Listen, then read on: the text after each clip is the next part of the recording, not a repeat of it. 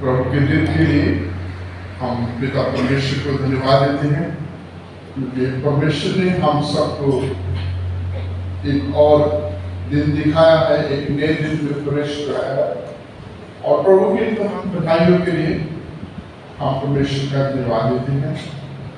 बीते दिनों में प्रभु ने हमारे बीच में हमारे तमाम एक्टिविटी पर अपना अनुग्रह बनाए रखा और प्रभु ने हम सब के मनोरथों को पूरा किया, जिसके लिए हम परमेश्वर का धन्यवाद करें। हमारे महान सर्वशक्तिमान हमारे दयावान परमेश्वर, धन्यवाद स्तुति प्रशंसा करते हुए हम आपके समक्ष आते हैं। आपकी तमाम उत्तम बधाइयों के कारण, आपकी आशीषों, आपकी बरकतों के लिए, आपके हर उत्तम प्रबंध उपाय के लिए जो आपने हमारे किए, हम आपका धन्यवाद देते हैं। यीशु राजा, आज के इस समय जब पिता परमेश्वर हम आपके इस पवित्र भवन में हैं, आपकी पाक हज़ूरी में हैं, तेरे महिमा के गीत पर हम गा सके हैं, हम आपका धन्यवाद देते हैं, आपका शुक्र, आपकी तारीफ करते हैं। तेरे पवित्र वचनों के ऊपर जब हम मनन करते हैं, आपका पवित्र आत्मा हमारी अगुवाई करे। हम खाली है पिता परमेश्वर, हम कुछ नहीं है पिता, तू ही है। तेरा अनुग्रह और तेरी दया है जो हम पर बनी रहे, ताकि हम पिता परमेश्वर आपकी मधुर प्यारी वाणी जब प्रभु पढ़ते हैं, सुनते हैं, मनन करते हैं, उसके द्वारा आप हमसे बातचीत करें, हम सबको तैयार करें, ताकि हमारी जिंदगियों से आपकी महिमा हो, आपका नाम ऊंचे पे उठाया जा सके। प्रभु इस वचन को जो भी पढ़ाए गए हैं, हमने पहले कई बार सुने हैं, पढ़े हैं, प्रभु आप इनको और जब हम एक बार और मनन करते हैं, आप पक्का करें, दृढ़ करें, ताकि गहराई से हमारे दिल में बसे और हम इन वचनों के अनुसार अपना जीवन व्यतीत करने वाले बन सकें। इस प्रार्थना को सुने हमारे प्रभु और उद्धार करता मसीह यीशु के पवित्र नाम में, आमीन। सुसमाचारों में से लूका रचित सुसमाचार उसका 16वां अध्याय 19 वचन के से लेकर आखिरी वचन तक एक हम सब की जानी मानी कहानी है, एक घटना है जो लूका ने अपने सुसमाचार में जिसको प्रस्तुत किया है। और इस घटना के बीच में हम देखते हैं कि एक स्वर्गीय सीन है जो पृथ्वी पर इसको दिखाया जा रहा है। और घटना कई नाम से जानी जाती है, गरीब लाजर और धनी व्यक्ति, और इस प्रकार से हम इसको पढ़ते हैं। और घटना जो हमारे बीच में पढ़ी गई है, बताई गई है, वो ये है कि एक धनी व्यक्ति था जो बहुत शैर शौकत से रहता था, सुख विलास से रहता था, धूमधाम से रहता था, बैंजनी वस्त्र पहनता था, और उसके घर के डेवरी पर एक लाजर नाम का गरीब व्यक्ति, बीमार व्यक्ति उसके डेवरी पर छोड़ दिया जाता था। और वो उसके डेवरी पर जो कुत्ते थे उनके बीच में रहता था, और उसी बीच में से उसकी जुर्मन से अपना पेट भरता था। ये कहानी आप सबको पता है। और इस बीच में हम देखते हैं कि दोनों की जिंदगी का अंत होता है। और हम जब हम लाजर के बारे में पढ़ते हैं, तो लाजर को स्वर्गदूत आते हैं, उठा करके सीधा अब्राहम की गोदी में ले जाते हैं। और वचन में लिखा फिर धनी भी मरता है, और वो नरक में वो वहां पाया जाता है। और वहां वो आंखें खोल करके देखता है लाजर को, और परमेश्वर से गुजारिश करता, विनती करता है कि लाजर को भेज, एक बूंद पानी मुझे दे, क्योंकि मैं इस अग्नि की ज्वाला में तड़प रहा। और इस समय वो प्रार्थना कर रहा है, एक बूंद पानी के लिए मेरी जीभ को ठंडा करे, और उसकी प्रार्थना नहीं सुनी जा रही। दूसरी प्रार्थना करता है, मेरे 5 भाई हैं, लाजर को भेज मेरे भाइयों को एवेंजलाइज करे, उनको जो सुसमाचार प्रचार करे, ताकि वो इस जो है इस दुखदायी जगह पर ना आ जाए। उसकी प्रार्थना नहीं सुनी जाती।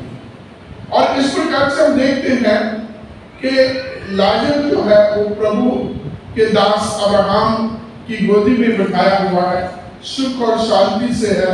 और ये धनी व्यक्ति जो शान शौकत से रहता था, रोज केवदार करता था, बैंजनी वस्त्र पहनता था, वो अग्नि की ज्वाला में, नरक में वो तड़प रहा है और प्रार्थना कर रहा है। उसकी एक भी विनती नहीं सुनी जाती, एक भी उसकी प्रार्थना को स्वीकार नहीं किया जा रहा।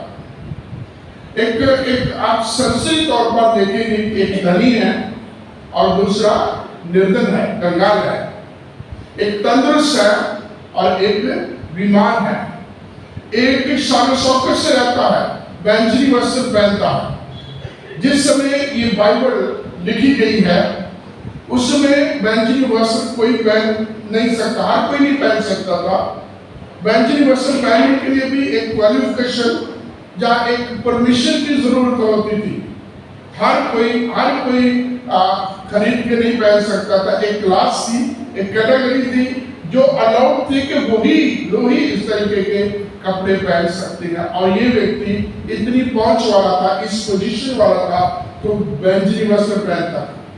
बाइबल में जो बैंजनी वस्त्र का मतलब है राजसी वस्त्र, जो हमारे रॉयल गारमेंट्स होते हैं, जो हमारे एक राजा पहनता है, राजाओं के लिबास है जो बैंजनी वस्त्र है।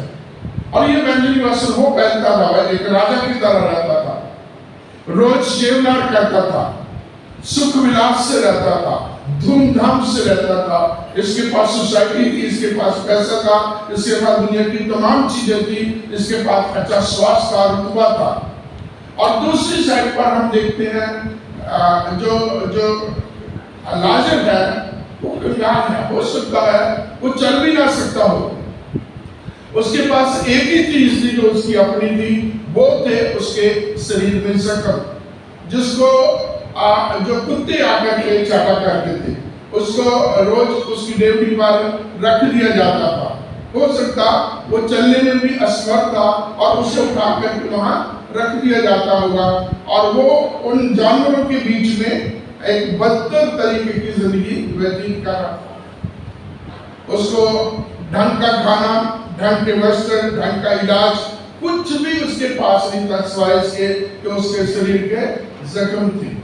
और उसके मरहम पट्टी भी जो है तरीके से जब कुत्ते आके चाटा करते तो मरहम पट्टी का, उसके जख्मों को साफ करने का जो काम भी जो है उन कुत्तों के द्वारा किया जाता था।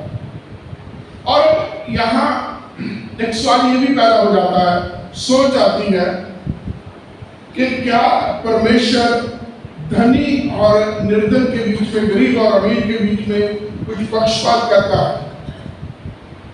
क्या धनी आदमी को क्यों इतनी सख्त जगह पर, इस अग्नि की ज्वाला पर क्यों भेजा गया है और लाजर को क्यों नहीं? इन दोनों के बीच में ऐसी क्या बात थी कि लाजर को तो अच्छी जगह पर भेज दिया गया और जो धनी व्यक्ति है वो अग्नि की ज्वाला में जो है तड़प रहा है, विनती कर रहा है और उसकी विनती भी स्वीकार नहीं की जा रही। बहुत सारी बातें हैं जो ये बताती हैं कि ये व्यक्ति क्यों, ये जो धनी व्यक्ति है ये क्यों नरक में गया।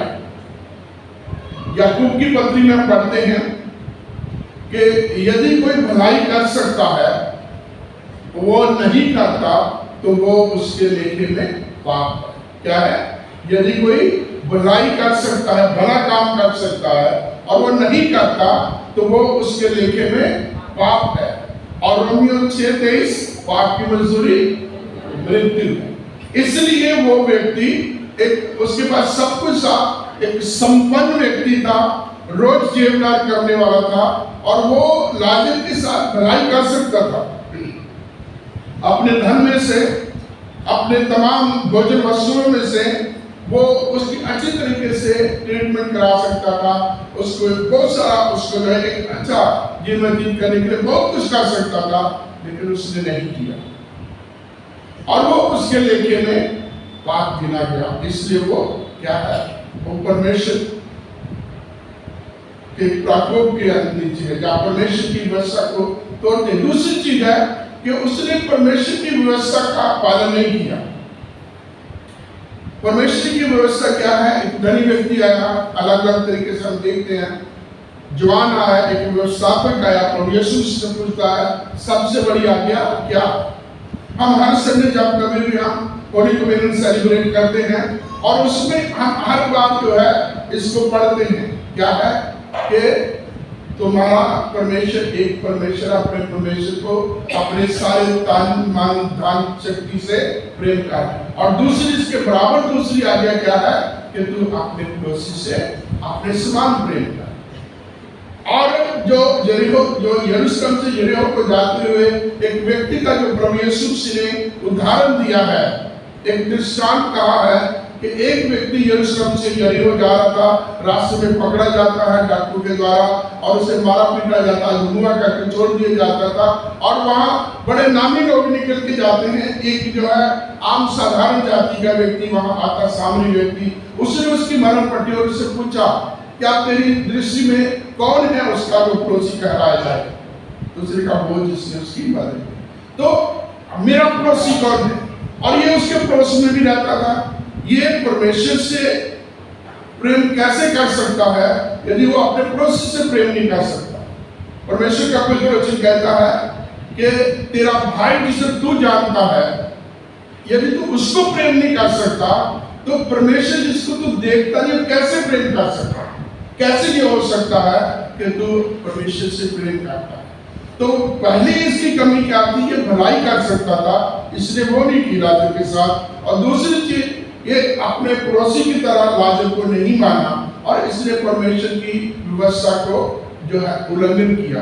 परमेश्वर ने, प्रभु यीशु मसीह ने क्या कहा कि ये एक ऐसी चीज है, कौन? प्रेम।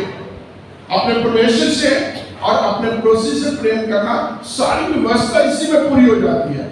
और वो व्यवस्था का उल्लंघन कर रहा था, अपने पड़ोसी से प्रेम ना करने। तीसरी चीज प्रभु यीशु मसीह ने कहा कि जब वो परमेश्वर का पुत्र अपने स्वर्गदूतों के साथ पृथ्वी का न्याय करने के लिए आएगा तो बहुत सारे लोग पूर्व पश्चिम दक्षिण उत्तर से हर साइड से आएंगे और वो एक ग्रुप को कहेगा कि हे मेरे प्रभु के, हे मेरे पिता के चुने हुए, हे मेरे पिता के आशीष पाए हुए लोगों, उस जगह पर जो जगत की उत्पत्ति से पहले तुम्हारे लिए तैयार की गई। और एक कैटेगरी, एक ग्रुप को कहेगा तुम मेरे सामने से हट जाओ। और पूछेंगे आगे, बातचीत आगे जब चलेगा तो वो प्रभु यीशु से उत्तर क्या देगा, जो तुमने मेरे छोटे में से छोटे के साथ किया वो तुमने मेरे साथ किया है, और जो तुमने मेरे छोटे में से छोटे के साथ नहीं किया वो तुमने मेरे साथ भी नहीं किया। और वो जगह, वो चीज जो है इस व्यक्ति के सामने हुई है। प्रभु का एक जन इसकी डेवड़ी पर रहता है, प्रभु का एक जन इसकी डेवड़ी पर दुनिया जहान का अभाव है, कमियां हैं, बीमारी है, कमजोरी है, उस हालात में उसके सामने रहता है। उस छोटे व्यक्ति को इसने नहीं पहचाना। अभी देखिए, जब ये खुद तड़पेगा तो फिर इसको लाजर याद आ जाएगा। जब वो पृथ्वी पर है, अपनी शान शौकत में है, अपनी ताकत में है, तो लाजर इसके घर के सामने है, डेवड़ी के सामने है। कभी लाजर इसको दिखाई नहीं दिया, कभी लाजर इसको याद ही नहीं आई, कभी लाजर का इसने नाम ही नहीं लिया। और जब खुद तड़प रहा है तो आप इसको लाजर याद आ। तो तीसरी चीज जो है कि इसके सामने एक मौका था कि प्रभु के लीस्ट ऑफ द लीस्ट जिसे कहा जाता, छोटे में से छोटे के साथ अगर भलाई की तो प्रभु कहते हैं वो तुमने मेरे साथ की। इसलिए ये व्यक्ति के पास मौका था और मौका इसे रोज मिलता था। जब ये घर से बाहर जाता होगा, लाजर को वहां देखता होगा, जब ये वापस आता होगा लाजर को वहां देखता होगा, जब उसके घर की जूठर कुत्तों के बीच में ये खाता होगा, आते जाते देखते परमेश्वर रोज इसे मौका देता होगा। और ये हर बार मौका चूक जाता है, हर बार मौका चूक जाता है। इसलिए अब जब इसकी जिंदगी का अंत हुआ है तो ये जो है कहाँ है, उस अग्नि की ज्वाला में तड़प रहा, विनती कर रहा, और इसकी विनती स्वीकार नहीं की जा रही। फिर इसे मौका मिल रहा। बहुत बार मेरा अपना विश्वास है, मेरी अपनी सोच है कि जो दुनिया के साथ जो लोगों के साथ होता है उनके हानि नुकसान होते हैं, बहुत बहुत भयंकर से भयंकर नुकसान हो जाते हैं, घरों में मृत्यु भी आ जाती है। और हम सुरक्षित हैं, हम स्वस्थ हैं, हमारे पास सब कुछ है, हम जीवित हैं, चलते फिरते हैं, हम उन दुर्घटनाओं में से बच जाते हैं। इसलिए नहीं कि हम अच्छे हैं, इसलिए कि प्रभु का अनुग्रह है। और प्रभु के अनुग्रह को जब हम नहीं पहचानते, जैसे भजन संहिता 103 में लिखा है कि जब हम उसके उपकारों को भूल जाते हैं, उसकी बुराइयों, उसकी आशीषों को भूल जाते हैं, ऐसे ही इसके ये भी ऐसा इसी तरीके का ये व्यक्ति है। तो प्रभु ने बहुत कुछ दिया है, लेकिन प्रभु की उस दाता की दी हुई चीजों को ये भूला हुआ है। कैसे इसको मिला है, कि किस प्रकार से मिला?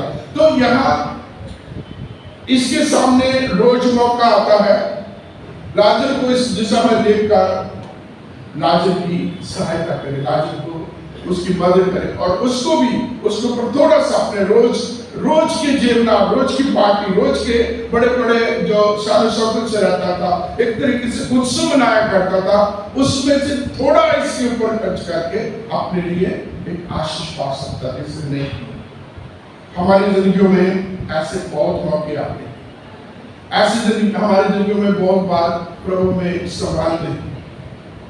अभी मैं कई बार बताता हूँ कि मेरे कई बार एक्सीडेंट हुए रोड पर चलते चलते, खास करके जब मैं हरियाणा में गया तो रात को आते समय पेड़ों की छाया में काले वाले बैल जो सरकारी होते हैं वो होते थे, अचानक 2-3 फुट आगे, अभी गाड़ी मैं बाइक चलाता आ रहा हूँ तो एकदम से हिट करके हुआ।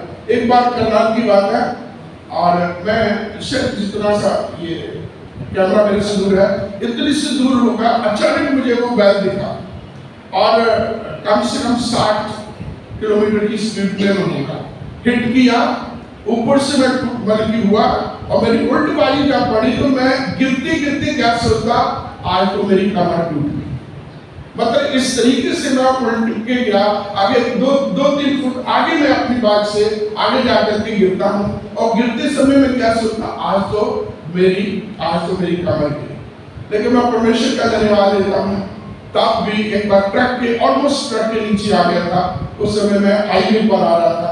ऐसे कई बार मेरे दुर्घटना, अभी पिछले 1.5 महीने की बात है, इस तरीके से जो है तो प्रभु बचाता है, हड्डी की हमारे हर हिस्से की रक्षा कर, इसलिए नहीं कि हम भले हैं, इसलिए कि प्रभु भला है, प्रभु हम पर उपकार करता है, और प्रभु के किसी भी उपकार को हमने नहीं भूलना, उसकी आशीषों को हमने कभी जो है नहीं भूलना, उसके प्रति हमें आभारी रहना, धन्यवाद देना है, और प्रभु के वचनों, प्रभु की प्रतिज्ञा और प्रभु की जो व्यवस्था है उसके अनुसार अपना आचरण, अपना जीवन व्यतीत करना।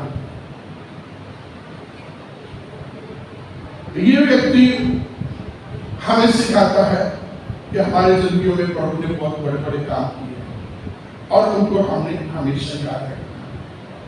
बहुत बार हम सुरक्षित होते, बहुत बार बीमारियों से, कई प्रकार कमियों, घटियों, कमजोरियों से, धोखाधड़ी से, कई प्रकार के जो दुनियावी ट्रैप है उसमें से हम बचाए जाते हैं। प्रभु बड़े सुरक्षित निकाल के अलग से रखता है, अलग से बचा के रखता है, इसलिए भी हम बने हैं। प्रभु ने हम पर उपकार किए हैं और इन उपकारों को हमें हमेशा स्मरण करना, हमें हमेशा याद करना। अभी जब इसके जीवन का अंत होता है और लाजर भी अपनी जीवन यात्रा पूरी करके स्वर्गदूत देखे, उसको एक तरीके से बहुत बड़ा वेलकम किया जा रहा है, क्योंकि वो उस गरीबी में, कंगाली में एक ही उसका भरोसा हो, प्रभु से प्रार्थना करता। और प्रार्थना भी क्या करता होगा, एक कमेंटेटर ने लिखा कमेंट्री में, वो कहता है कि वो रोज दुआ करता होगा, प्रभु इस धनी व्यक्ति को इतना दे कि इसके जो जूठन है इतनी सारी आ जाए कि मेरा हफ्ते भर का अनाज मेरा इसके घर से आता है और मैं आराम से खाता है। वो इस गरीबी में, इस दुख में, इस कष्ट में, इस बीमारी में भी इस धनी व्यक्ति की इसकी जो है भलाई के लिए प्रार्थना कर रहा है।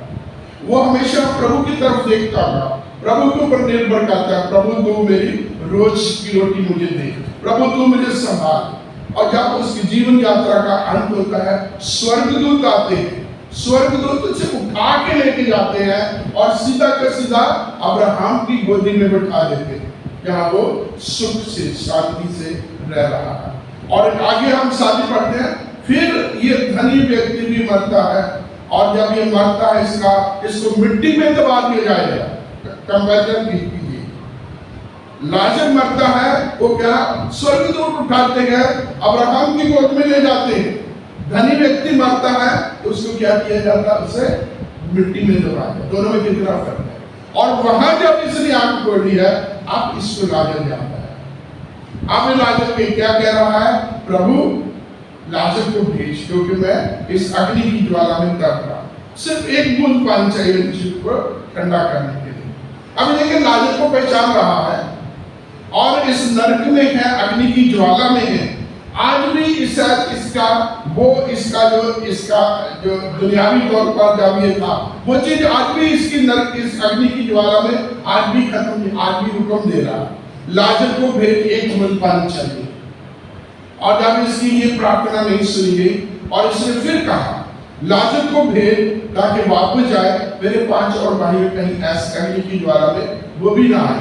वहां भी इसकी प्रार्थना नहीं सुनी। क्या कहा, उनके पास मूसा और नबियों की किताब, उनके पास ये बाइबल है, ये बाइबल पढ़ेंगे तो वो बच जाएंगे। मेरे प्रियो, परमेश्वर ने आपको, मुझे, हम सबको ये बाइबल दी है हमारे उद्धार के लिए, हमारे बचाव के लिए, हमारी रक्षा के लिए और हमारे सबके आनंद जीवन को पाने के लिए प्रभु ने ये पवित्र पुस्तक हमें दी है।